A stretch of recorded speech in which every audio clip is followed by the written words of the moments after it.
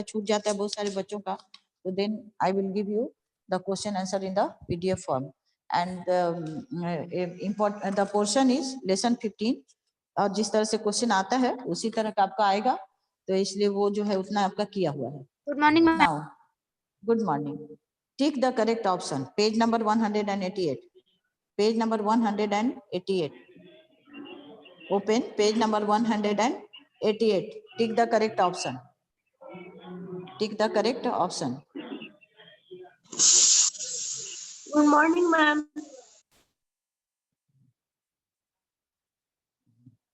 Now tick the correct option. Do gender inequality means, page number is 188, page number is 100. Gender inequality means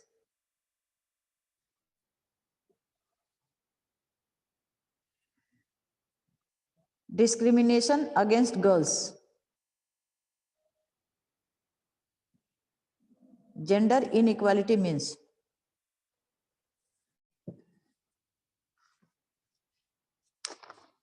gender inequality means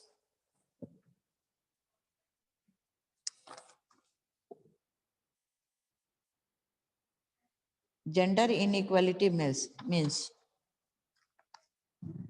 one होगा इसका, B होगा discrimination against girls, that is the gender inequality. Society devalues the work the women do by not considering household work as work. B, 2 का B, tick the correct option we are doing. Which one of the following is not a traditional work of the rural women in India? B, domestic maid. 3 का B, domestic maid. 3 का B होगा domestic made. Is it clear? Domestic made. Question number 4, which one of the following is not a gender biased discriminatory action? A, sending boys and girls to school for education. 4 का A, sending boys and girls to school for education. Number 5, identify the true statement in the Indian context. A, gender determination is test is banned. ये सही है, true statement है ये. इसका A होगा gender determination test is ban. A, 5 का A. Is it clear? Now again एक बार देख लीजिए, टिक द करेक्ट ऑप्शन. 1 का बी, 2 का बी, 3 का बी, 4 का ए, 5 का A. Now fill in the blanks. Education empowers a woman to recognize her potential. Potential. Education empowers a woman to recognize her potential. Education empowers a woman to recognize her potential. Education empowers a woman to recognize her potential.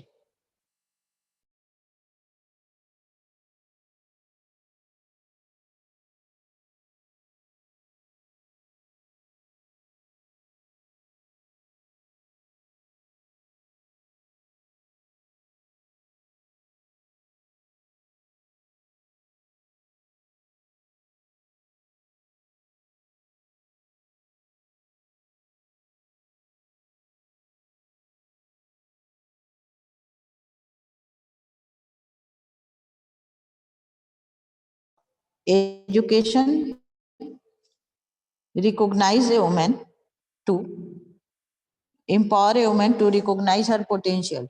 Now, question number 2. The notion of stereotyping is generally negative and create discrimination. Discrimination. The notion of stereotyping is generally negative and create discrimination. Number 2. Number 3.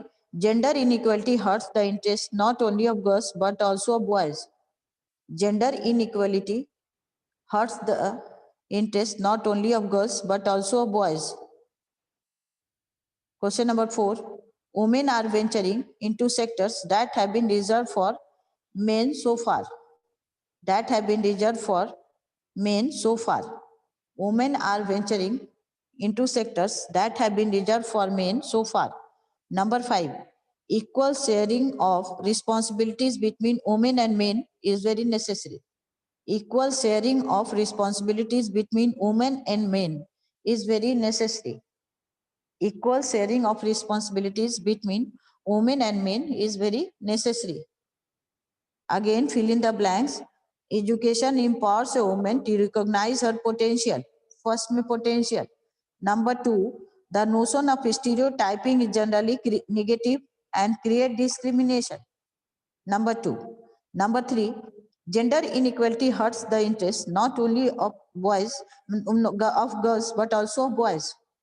Number 5, women are venturing into sectors that have been reserved for men so far. Number 5, the equal share of responsibilities between women and men is very necessary. Number 1, potential. Number 2, create negative and discrimination. Number 2 में 2 है, एक में negative होगा, एक में discrimination होगा. Number 3 boys, number 4 men, और number 5 में रिस्पॉन्सिबिलिटीज में and men. Now write true और false for the following statement. Girls are school to be soft and obedient. It is true. Girls are school to be soft and obedient. True. Number 2, the notion of stereotyping is prejudiced. Yes, true. Most women work harder than their male counterpart. True. The woman role as a caregiver and homemaker has not been accorded its rightful place. True. Number 5, women inequality is an international issue. Women inequality is an international issue. True. All statements are true here.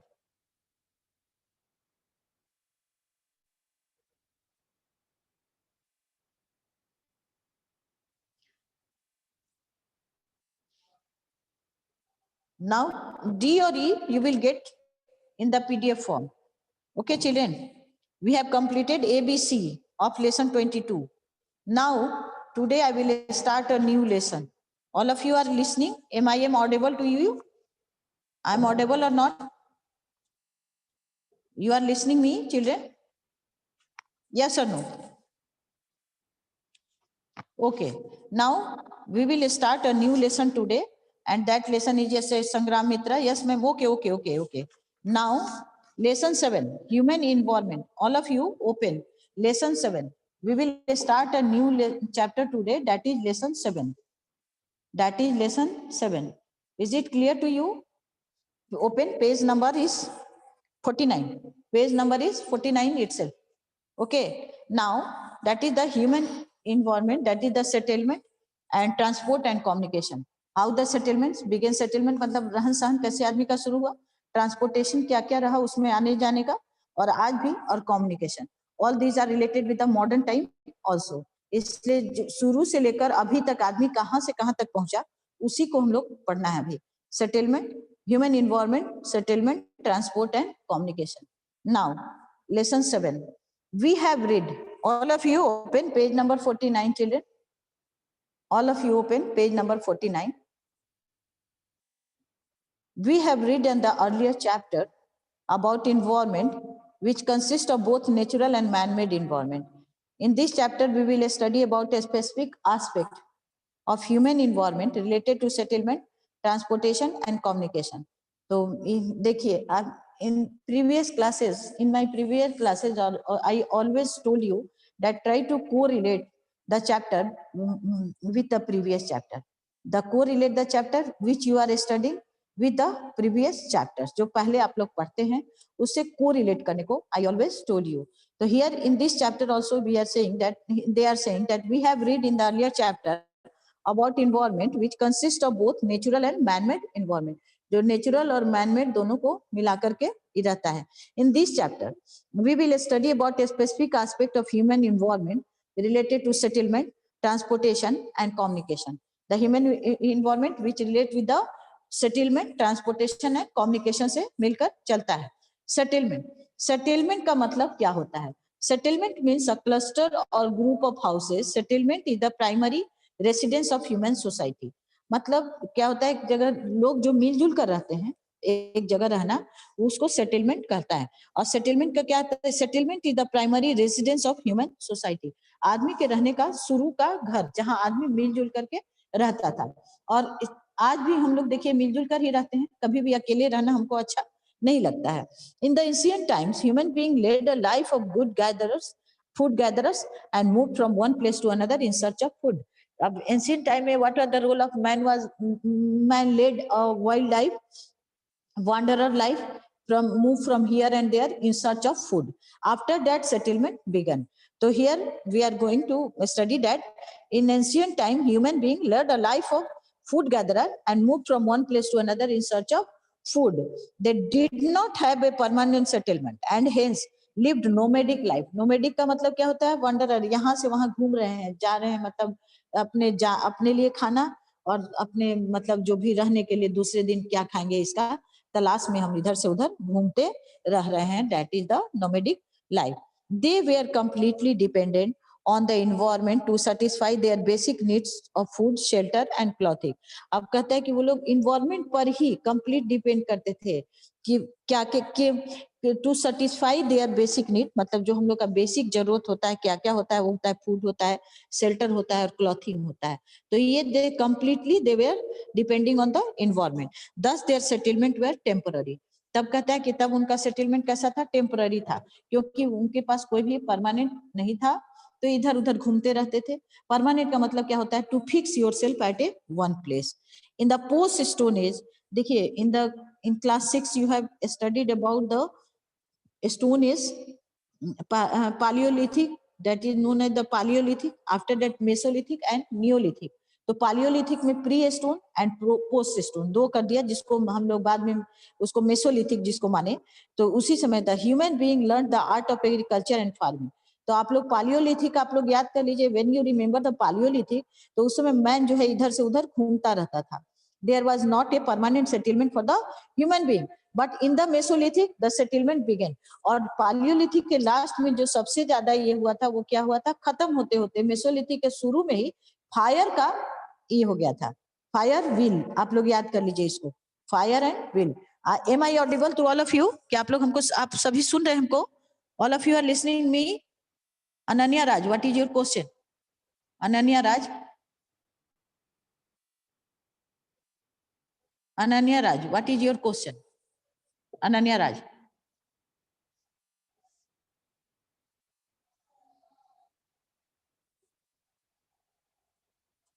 Ananya Raj, Ananya Raj, Ananya Raj, you are audible. Oh, okay, thank you Ananya for saying this. Okay, जहां Audible नहीं होंगे वहां आप लोग screen पे लिख देंगे। तो then the Mesolithic, Paleolithic, Mesolithic and Neolithic, वो क्लास 6 वाला आप लोग याद कर लीजिए, उससे ये रिलेटेड है। इसीलिए in the post stone age मतलब मेसोलिथिक का बात कर रहे हैं यहाँ पे। Human being learn the art of agriculture and farming. Gradually the concept of settled life came into being. The shelters were built near the areas where land could be cultivated for temporary stay. The settlements were made with the help of branches of trees and were covered with leaves. Up now, when the man left the life of a wanderer and started to lead a settled life near the water bodies. Just remember in the chapter 6, we have studied about it, near the water bodies. And at that, then they started to make their shelter. और that is the temporary था। क्यों? क्योंकि बनने का जो तरीका था वो बहुत जो तुरंत टूट जाने वाला था, इसीलिए इसको, तो किस चीज से बनता था? Branches of trees and were converted covered with leaves, मतलब पेड़ के इससे बनता था और उसको पत्ता से ढक देते थे, covered with leave. After the stone age settlement were occupied seasonally. Now human being started changing their settlement with the change of season. अब जो है जब मतलब Mesolithic, we are talking about the Mesolithic period. The settlement क्या हुआ? Season के हिसाब से होने लगा। ह्यूमन बीइंग किया अपने सेटलमेंट को सीजन के चेंज के हिसाब से शुरू करना। In those areas where climatic condition were suitable the number of settlement more and clustered. अब जहां भी मतलब मान लीजिए दोज एरिया का मतलब क्या हुआ? हिल टॉप पे नहीं, फिर जरूरी नहीं था कि नियर द सी शोर, समुद्र, सी कोस्ट, वाटर बॉडीज के नजदीक और प्लेन्स में, स्पेशली इन प्लेन्स। आज भी आप देखिएगा, जब we in the class 6 you have studied about the river valley civilization. उस समय जो भी आप पढ़े हैं, तो रिवर वैली के ही नजदीक आज भी जितने भी वर्ल्ड के पॉपुलेटेड प्लेसेज हैं, they are near the river valleys, they are compact near the river valleys. और वहीं पर ज्यादातर पॉपुलेशन का, जिसको हम लोग कहेंगे क्लस्टर सेटलमेंट, वही cluster of group of houses of people जो भी रहता है, वहीं पे रहता है cluster. In those areas where climatic conditions were suitable, the number of settlement were more and clustered. Now, question: the discoveries of fire, iron, and wheel were big step towards civilization. अब कहता है कि the discovery किस किस चीज का discovery, fire का, iron का एंड व्हील का। अब ये कहता है कि we are big step towards civilization की तरफ, ये बहुत बड़ा हम लोग का इस कदम था। स्टेप मतलब कदम था। The tools became more sophisticated and the farmers started cultivating crops near the river bank like Nile or Indus Valley. Here we are studying about the Mesolithic period, children. Just remember, we are not talking about the Paleolithic or the Neolithic. Here we are talking about the Mesolithic period. और just remember, उस समय जो है आदमी जो है stone tools के बदले अपना टूल्स जो है थोड़ा शार्पन बनाने लगा और बोन्स को भी यूज करने लगा उसमें। अब तो क्या कहता है, the discoveries of fire, iron and wheel were big step towards civilization. The tools became more sophisticated and farmers started cultivating crops near the river bank like Indus or Nile river valley. With the passage of time, human being learned new ways of farming. अब जैसे जैसे passage of time का मतलब जैसे जैसे समय बीतना शुरू हुआ, आदमी जो है नया जो है फार्मिंग का तरीका सीखा। Now they started living a settled life as crops required constant care throughout the cropping period. अब आदमी जो है सेटलमेंट शुरू हो गया। सेटलमेंट ये जो है मेसियोलिथिक में शुरू हो गया था। तो वो सेटलमेंट क्यों? क्योंकि अब जो है जब आदमी जो है स्टार्टेड टू ऑक्यूपेशन शुरू हो गया। ऑक्यूपेशन में agriculture was the main occupation at that time. Man live to lead a life of a wanderer or a nomadic life. It started to lead a settled life, which helped men, because why they were needing us to lead a settled life? Because the crops, जो अब आदमी क्या, man started agriculture, and agriculture जो है क्या होता है, क्या required constant care throughout the cropping period. Agriculture मतलब crops need constant care throughout the cropping period. They were not required to wander in search of food and could afford to settle down at one place. अब आदमी को क्या कहता है कि अब उसको कोई जरूरत नहीं रह गई कि वो जो है इधर से उधर घूमे। अब नाउ मैन, उसके पास क्या हो गया, किस चीज के लिए इधर से उधर घूमता था, man were moving here and there in search of food and shelter. So now they have started to do agriculture for to fulfill their personal need, and they started to share and care with their crop. मतलब share करना शुरू किए, और care का मतलब care जब crop का शुरू किए तो they started to lead a settle life. अब इसके बाद वन प्लेस में रहना शुरू किए। Now hence building a permanent shelter, domestication of animals and use of cloths made of fiber became a part of human life. ये सब देखिए मेसोलिथिक पीरियड को हम लोग अभी पढ़ रहे हैं, उसमें क्या किया, परमानेंट शेल्टर बनाने लगा। मतलब परमानेंट मतलब हम वहीं रहेंगे, हम अपने जमीन को, खेत को छोड़कर कहीं नहीं जाएंगे। और डोमेस्टिकेशन, अब जो है उसके बाद जो है पहले, सबसे पहले क्या हुआ, आदमी एग्रीकल्चर शुरू किया, उसके बाद जानवर भी पालना शुरू किया। डोमेस्टिकेशन ऑफ एनिमल, जानवर जो उसके यूज का होता था, दूध ले लेता था, उसके फिर उसका मीट भी खा लेता था। एंड यूज ऑफ क्लॉथ, और फिर अब आदमी क्या किया, कपड़ा भी पहनना, made of fibre, become a part of human life. With the advancement of science and technology, human beings have also been able to modify the natural environment as per their needs. अब कहता है कि जैसे जैसे science और technology का advancement शुरू हुआ, आदमी जो है मतलब एबल हो गया कि अपने नेचुरल एनवायरनमेंट को मॉडिफाई करे।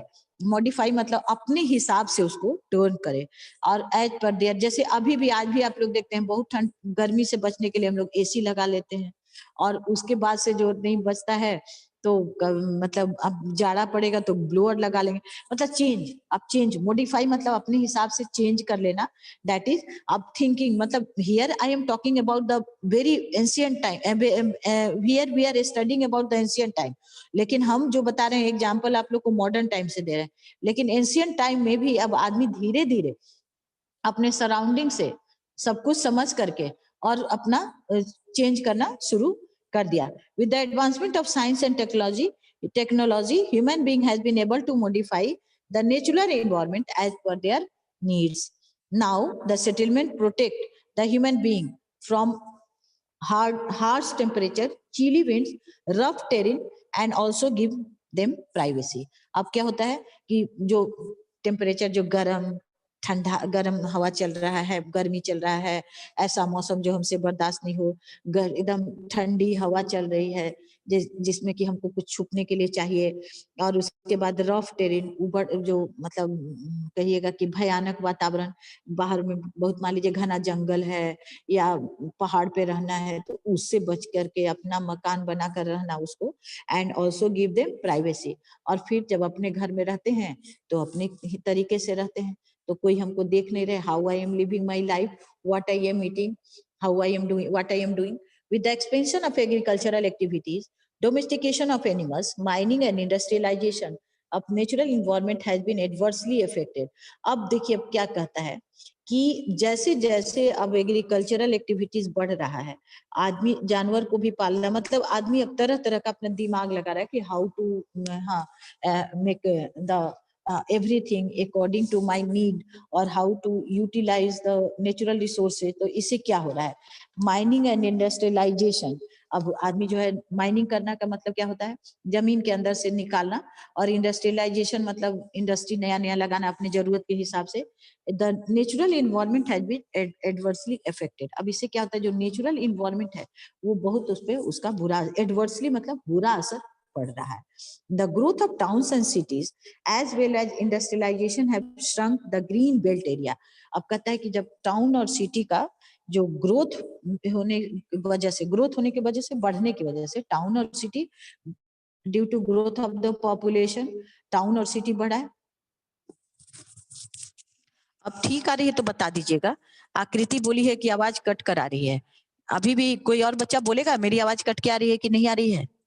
एनीवन, कोई और बच्चा बताएगा हमको कि मेरी आवाज कट के आ रही है कि सही आ रही है कि गलत आ रही है? आकृति के अलावा बोलेगा, हमसे चैटिंग करेगा। आकृति आपका कुछ लगता है कि आप में कुछ गड़बड़ी है। कल भी आप ही शिकायत कर रहे थे कि मेरी वॉइस नहीं आ रही है।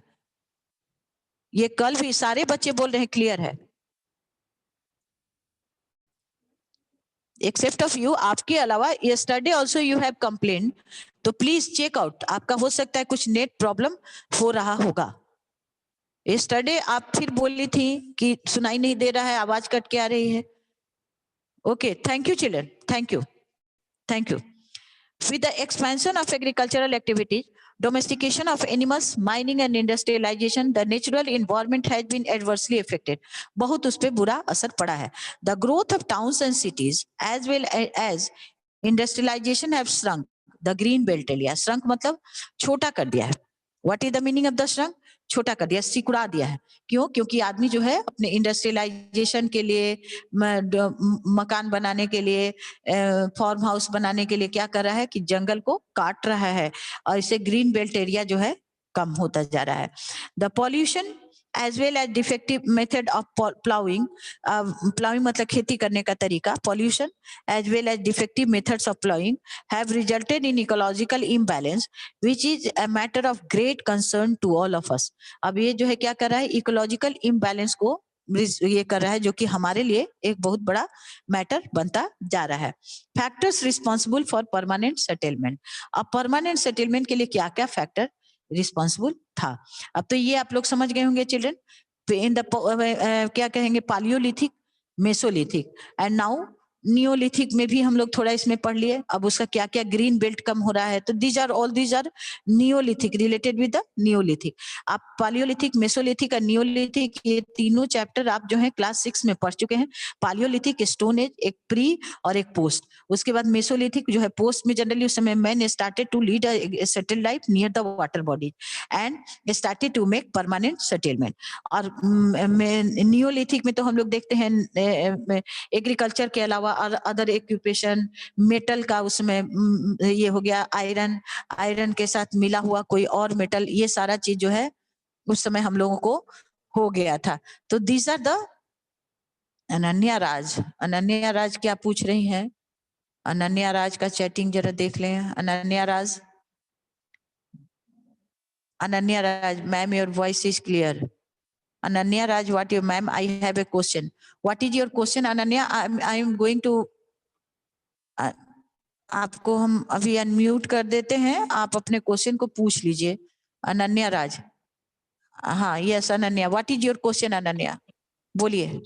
Ananya, what is your question? Yes Ma'am, in class 6 we have learnt about the settlement of human beings near the water bodies in Neolithic period, not in Mesolithic. No, Mesolithic का तुम याद करो, उसमें उसी में दिया हुआ था कि आदमी जो है वाटर बॉडीज के नजदीक रहना शुरू कर दिया था। एग्रीकल्चर मेसोलिथिक में ही शुरू हुआ है। नियोलिथिक में तो एग्रीकल्चर के साथ साथ अदर ऑक्यूपेशन भी आ गए थे। Is it clear? Yes, आप उसको थोड़ा पढ़िएगा फिर से, अगर बुक होगी ना तो एक बार फिर से पढ़ लीजिएगा तो याद आ जाएगा। और किसी को कोई relevant question? anyone has any relevant question regarding the chapter? No. Okay, very good, very good Ananya, asking the question. और किसी को भी कोई होगा तो हमसे पूछ लेगा। Okay, now factors responsible for permanent settlement. अब परमानेंट सेटलमेंट के लिए क्या क्या फैक्टर रिस्पॉन्सिबल रहा? First is availability of water. If we go through the history, most of the civilization developed near river valleys, that is the Indus Valley civilization. Even today, आप देखिए अनन्या, आपके question का answer यहीं पे है। आप वो जो है मेसोलिथिक पीरियड में ही एग्रीकल्चर शुरू हो गया, सेटल लाइफ ही शुरू हो गया है मेसोलिथिक पीरियड में। पालियोलिथिक जब खत्म होता है उसी समय आदमी दो मतलब इंपॉर्टेंट इन्वेंशन हुआ था। एक invention of fire and will, fire and will. और फायर से जो क्या हुआ कि मैन को अब दोनों चीज हुआ, इट स्टार्टेड टू, खाना जो है क्या करने लगा, पका करके खाने लगा। और दूसरा क्या हो गया, विल से एक जगह से दूसरे जगह ट्रांसपोर्टेशन शुरू हो गया। क्लियर हुआ अनन्या? तो ये जो है आपका ये मेसोलिथिक में शुरू हो गया था। और उसी समय जो है डोमेस्टिकेशन ऑफ एनिमल हुआ, जो सबसे पहले आप लोग उसमें पढ़े थे, मैन फर्स्ट एनिमल जो कि मैन जो है बनाया वो was the dog. Dog was the first animal which were domesticated by the human being. Now availability of water, if we go through the history, most of the civilization developed near river valleys, that is the Indus Valley civilization, जिसके बारे में आप लोग already पढ़ चुके हैं in class 6. Even today water is an important resource for the growth of villages and town. In desert areas as well, the houses are clustered around the source of water. This source may be a well, a pond or an oasis. Desert में भी आप लोग पढ़ते हैं कि जहां पानी मिलता है वहीं पे ज्यादा लोग रहते हैं और रुकते हैं। ओएसिस का तो यही है कि एरिया ऑफ जहां पे water bodies available, date palms के ट्री मिलते हैं, उसी जगह को ओएसिस कहलाता है। The settlements that grow around the source of water are known as wet point. Meaning of cluster मतलब एक जगह झुंड बनाकर रहना, that is the meaning of cluster. That is the meaning of cluster. Cluster का मतलब होता है एक जगह झुंड बनाकर रहना। That is the meaning of clustered. The settlement that grow around a source of water are known as wet point settlement. उसको वेट पॉइंट सेटलमेंट कहते हैं। Relief features, they play an important role in the development of a settlement. अब relief feature को कहता है कि ये बहुत इंपॉर्टेंट रोल करता है सेटलमेंट के डेवलपमेंट में। Plains are favourable location for the establishment of settlement. Settlement के लिए प्लेन्स जो है सबसे फेवरेबल। अभी आप लोग को इसके पहले भी हमने बता दिया था आप लोग जो है पहले भी कि प्लेन्स का मतलब वो एरिया, भी हम लोग उसी तरह प्लेन्स रिवर वैली के किनारे का जो एरिया होता है उसको प्लेन्स कहते हैं, मैदानी इलाका प्लेन्स का मतलब होता है। अभी क्यों होता है? It is easy to have a good transport network here which makes it possible for the people to move easily from one place to another. तो अब ये क्या होता है कि जल्दी वहां पर जल्दी से ट्रांसपोर्टेशन जो है, मान लीजिए कि हिली एरिया में रोड वगैरह बनाने में बहुत दिक्कत होता है, इसी तरह से जो है प्लेट्यूज में भी यही दिक्कत होता है, बट प्लेन्स में रोड वगैरह बहुत आराम से बन जाता है, लोगों का इधर उधर आना जाना इजिली होता है। तो इसीलिए इसको मानते हैं कि they play an important role in the development of settlement. Plains are favourable location for the establishment of settlement. It is easy to have a good transport network here which makes it possible for the people to move easily from one place to another। एक जगह से दूसरे जगह आराम से चले जाते हैं। In India many towns and cities have developed in northern plains। northern plains का जो हम लोग का जो एरिया है, जिधर की alluvial soil भी आप लोग पढ़ चुके हैं ऑलरेडी। तो northern plains, why the in the question less in class 6 you have a question, why is the northern plain is thickly populated? And you have got that because the northern plain is thickly populated because this area is say the settlement in this area is near the water bodies। northern plain में water bodies के निधि Ganga and its tributary river make the brings the fertile soil every year when the flood comes। ये आपको याद है। and the many agro based industries are established here. Agro based मतलब जो agriculture पे जो industry बना हुआ रहता है उसको एग्रो बेस्ड हम लोग कहते हैं। उसके बाद का भी आंसर था a good network of transport, Airways, roadways, even waterways is also be available there। तो these are the main factors and it provide employment to a large number of people also। ये employment भी देता है बहुत सारे लोगों को, इसलिए northern plain is thickly populated। तो ये जो है प्लेन्स, दुनिया भर का जितना भी प्लेन्स वाला एरिया है सबके साथ यही स्टोरी है। This is the same answer. तो आप देखिए in India many towns and cities have developed in northern plains। even in our Bihar, Patna city is also on the bank is situated on the bank of river Ganga। Ganga नदी बहती है ना किनारे किनारे पटना के। तो that is the in plains this area, in these areas settlements are more compact। compact मतलब ज्यादा से ज्यादा population इधर रहता है। आप देखिएगा कि यूपी, बिहार, वेस्ट बंगाल, ये सब बहुत उधर से कर्नाटका साउथ के तरफ जो भी रिवर के तरफ है वो बहुत पॉपुलेटेड स्टेट हैं इंडिया के। Compact on the other hand in highland area where the nature of land restricts easy movement the population is less. अब उसी तरह कहता है कि हाईलैंड मतलब ऊपर का जो इलाका है पहाड़ी इलाका, माउंटेनियस और प्लेट्यू वाला, तो उधर जो कि मूवमेंट जो होता है बहुत इजीली नहीं हो पाता है, तो वहां पे पॉपुलेशन भी कम है, वहां के लोग वहां पे लोग कम रहना पसंद करते हैं। On the sorry a movement the population is its result in a few and dispersed settlement। अब इसे क्या होता है कि डिस्पर्स मतलब बिखरा हुआ, एक जगह से दूर दूर पे लोग रहते हैं, जहां आराम मिलता है वहीं रहना पसंद करते हैं। कॉम्पैक्ट नहीं रहता है, डिस्पर्स रहता है। Social special site some sites are chosen for the settlements because of their natural beauty. अब उसमें कहता है कुछ जो है साइट इसलिए चुना जाता है सेटलमेंट के लिए क्योंकि वो नेचुरल, उसमें बहुत ज्यादा ब्यूटी रहता है। They are the tourism based town. अब वहां पे लोग घूमने के लिए जाते हैं, टूरिज्म बेस्ड टाउन कहलाता है। They provide employment to many people. ये बहुत लोगों को एम्प्लॉयमेंट दे देता है। जैसे आप कभी जाइएगा जहाँ पूजा वाले जगह पर या शिमला, नैनीताल, मसूरी ये सब घूमने के लिए जाइएगा तो देखिएगा कि कोई घोड़ा चला रहा है, कोई होटल चला रहा है, मतलब they have a lot of opportunity और टू गेट एम्प्लॉयमेंट। लोग जाते हैं तो खाने का सामान खरीद रहे हैं, वूलन क्लॉथ खरीद रहे हैं, तो all this provide a lot of employment to the local people. Now these are called some sites are chosen for the settlement because of their natural beauty। these are called tourism based town। ये tourism based town कहलाते हैं। they provide employment to many people in India। Srinagar, Goa, Shimla, Nainital, Ooty etc are some of such sites। all the factors you just read are related to one another। when we are looking at the land determined factor for the settlement, water cannot be ignored। similarly the culture, the society setup and the other environmental aspects are also important factor। Children, this is your homework, आप इस lesson को पढ़िएगा और lesson 22 का ABC आप लोग कर लीजिएगा और आंसर जो है आप लोग को PDF फॉर्म में सारे लेसन का मिल जाएगा। Is it clear to all of you? Anyone has problem? Anyone want to? Ma'am one problem है, पूछिए। सूर्यांश कुमार 70, प्रॉब्लम पूछ सकते हैं आप। सूर्यांश आप प्रॉब्लम पूछिए। Suryansh Kumar 70, Suryansh, Suryansh, Suryansh Kumar, Suryansh, what is your problem? What is your problem? Meaning of oasis, Meenal पूछ रही है। ओएसिस तो मैम ओएसिस क्या होता है? सूर्यांश तुम भी वही पूछ रहे हो।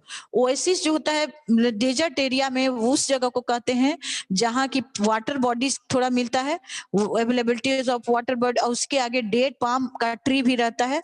तो लोग जो घूमते हैं डेजर्ट में वहां रुकते हैं और अपना मतलब पानी वानी भरते हैं और काम करते हैं। That is the known as the oasis. और किसी का कोई क्वेश्चन है? Anyone has? Anyone has? किसी को? एनीवन? एनीवन? किसी का भी कोई प्रॉब्लम है? एनीवन? ओके चिल्ड्रन, तो आप इस लेसन को आज जब पढ़ेंगे, हैव अ गुड डे।